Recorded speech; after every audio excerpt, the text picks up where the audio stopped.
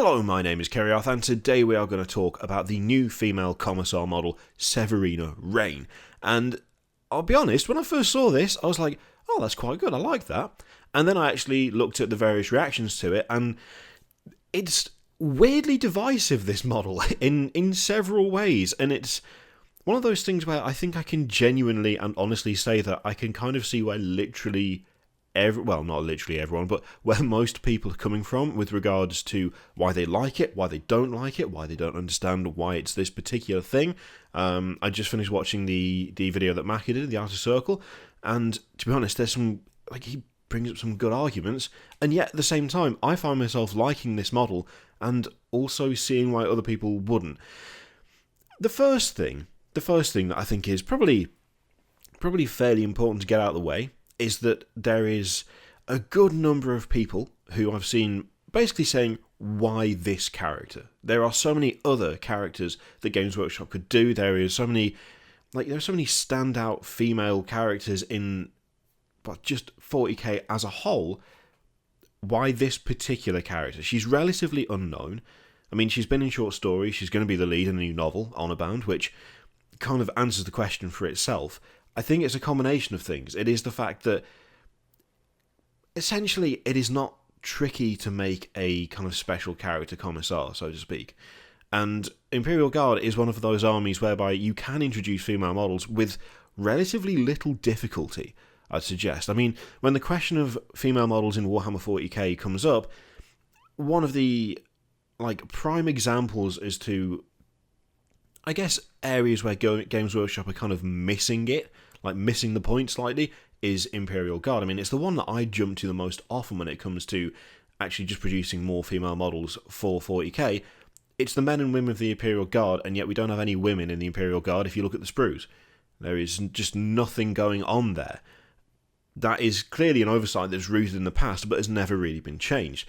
Introducing a female Commissar for the Imperial Guard is a actually kind of safe way of introducing that kind of character because, well, it's in the fluff anyway. You can't really complain about it because there are, written examples of women in the Imperial Guard, and so what are you going to get pissy about there? It's something that has been around for ages. You can't go, oh, Games Workshop are changing things, because they're not. They're just doing something that they actually haven't ever brought into their models before. In terms of why this character and not others, I do agree that having models like Latara Sarin and Lieutenant Mira, I think it was, from Space Marine, I would love to have miniatures of those, but they're not relevant to a upcoming release, is I think the basic fact of it. Severina Raine is relevant to an upcoming release, and to be honest, whilst there are other female characters that it would be nice to see models for, I can completely see why they went for this particular character, and I'm in a 50-50 of there are other characters that I would have preferred to see, and at least there is actually some indication that, yes, this army that is established to have had female members now actually has a female model. I'm kind of a 50-50 between the two. The context is very commercial, but the actual implementation I don't mind so much. Now, the appearance of the model is also quite a big thing, because it is not overtly female. I mean, the character of Severina Raine, she is a woman, this is a female Commissar, and yet the model is not overtly female. I can see both sides of why that is being viewed as good or bad. On the one hand, it could be argued that an androgynous appearance, not going for the traditional kind of, I guess, 40k look for female models, it's not just a departure, but it also does cut down on the visual kind of clues that you would get of what is a female miniature and what is not a female miniature. The stance, the clothes, the hat, the lack of things like long hair, and the actually sensible armour on Severina Raine does make it so that she is not overtly feminine in a way. On the one hand, when you're dealing with figures that are this size, when you're dealing with the 28mm scale, not having those obvious visual indicators can lead to people just going, oh, I had no idea that was a woman at all. On the one hand, if you're trying to clearly identify that this is a woman, as you would traditionally see female models, that's a bad thing.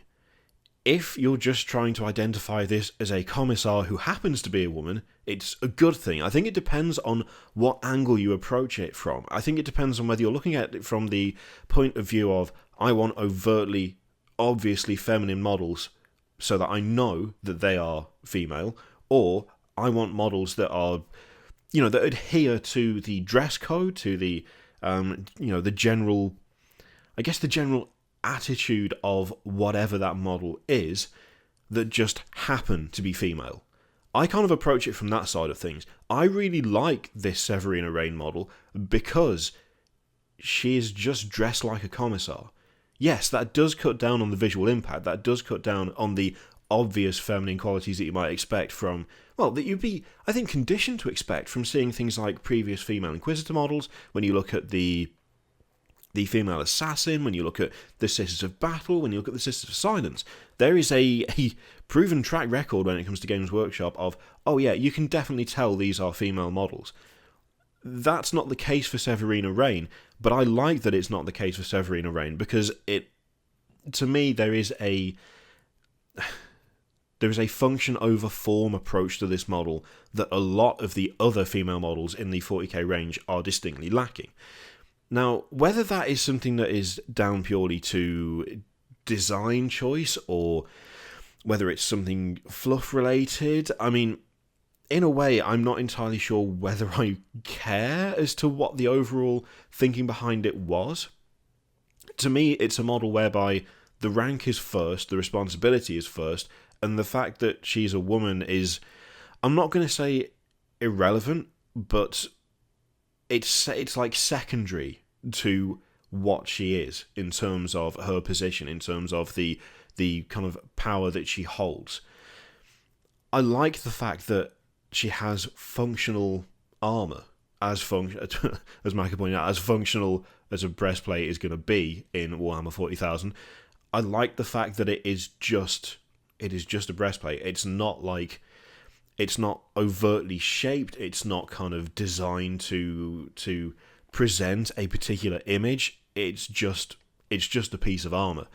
The fact that you can't see whether she has long hair or not, on the one hand, again, that cuts down the visual impact, and that cuts down the fact that you might be able to look at the model and immediately go, okay, I know what gender that model is. On the other hand, long hair in a war zone, unless you are a space wolf and therefore a bit mad. To be honest, I'm a big fan of just helmeted heads anyway. I don't like the bare head look. I prefer the fact that if there is long hair on this model, or if there is long hair on this character, that hair is contained in such a way that you can't see it. It's not getting in the way. It's not going all over the place. Obviously, when it comes to 40k and when it comes to any sort of fantasy or sci-fi setting, there is leeway to be made for the sake of appearance. Much though I really can't stand bare heads on Marines and Terminator armor. I understand why people like it. I just personally don't. I still have that thing of, you are literally a walking tank with this amazing weak spot that people can just shoot right in the face. The thing is, it's 40k. Everything is over stylized. Everything's over the top. Everything is just plain out there, and that's part of the appeal. Every now and then, though, I do find myself appreciating things like, on this model, the fact that it is functional. It is function over form, and whilst it is not overtly feminine, I don't actually have a problem with it in the context of a commissar. I can see where pretty much everyone is coming from on both sides of the argument. My personal feeling on this is, I really like the model. I like the fact that it is subtle for what it is. Admittedly, I'm not a fan of where the scabbard for the sword is, because it feels like it's on the wrong side, but I'm not someone who uses a sword, so that could be a completely incorrect statement. It's the kind of model that if someone said to me, make a female commissar, that's pretty much what I would go for. So it kind of ticks all the boxes for things that I like about the idea of there being more female models in 40k. I mean, when it comes to things like Imperial Guard, we've talked about Imperial Guard before. I think you probably could get away with just doing a head swap and have decent female guardsmen, which is one of the things that gets on my nerves about the range, the fact that there is no option to do that. When you're wearing like baggy fatigues and you're wearing like a flak vest, the actual shape of your body is going to be relatively hidden. Would it be nice if there were options to actually have them be more different in silhouette than male characters? Yeah, that would be great. But on the other hand, if the uniform doesn't call for it, and if the uniform hides it, I don't necessarily feel like it has to be changed so that you are screaming to the world that look how feminine this woman model is. In cases like this specific model, I'm okay with it being a bit androgynous. I'm okay with it not being completely obvious that this is a female commissar, that you have to actually look a little bit closely, you have to know a little bit more, because as it should be in stuff like this, in my opinion anyway, the gender of the person under the rank or under the hat or under the uniform, when it comes to what they do job-wise, when it comes to who they command, when it comes to the war zone they're in, it's not necessarily the driving force behind them. When it comes to like interpersonal relationships, when it comes to personal development, when it comes to plot points relating to their personality, stuff like that, that's when it's relevant, and that's when I want to know more.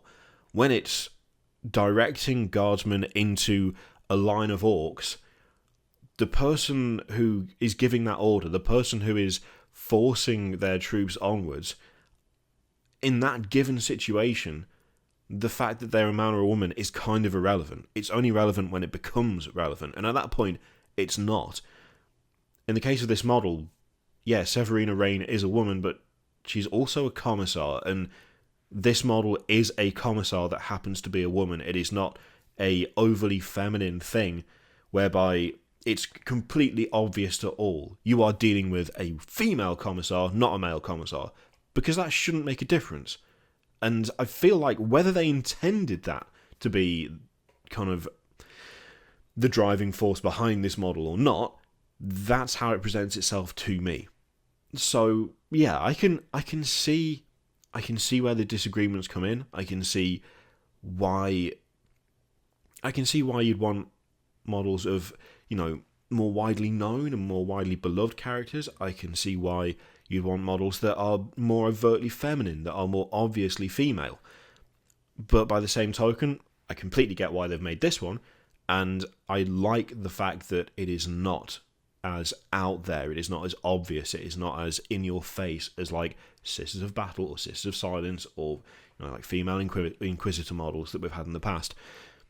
I quite like it. I think it's pretty well done. I don't like the fact that it's resin, because resin can get out. I hate resin, but I do like the model itself. I'm just a little bit sad that it's not plastic. So yeah, that is my rambly thoughts on the Severina Raine model. Feel free to agree or disagree, or tell me why I'm wrong, or tell me why you think that is a valid viewpoint. Whatever you want to do. I think this is one of those situations where I'm not going to call anyone right or wrong over this. It is a completely subjective thing. The only people I will call wrong are the ones who are going, oh no, there shouldn't be any female Imperial Guard. Well, you're wrong about that. But in terms of the aesthetics of this model, in terms of the choices made for its design, this feels like just a subjective thing only. I don't think there's a particularly right or wrong way to view it. There is just your own personal preference. So, yeah. Let me know what you think of this model in the comments down below. Feel free to click all the things, Patreon, leave, subscribe, all of that shit. And look out later today, because the first Community Spotlight video will go up. You've already sent me 274 emails full of pictures of models. So, holy shit. Look forward to that. I'm not going to do all of them in that video, because we'd be here for literally a year. But, yeah, there's quite a bit to get through. Thank you for that. So, thank you very much for watching. I'll see you for the next one. Toodaloo.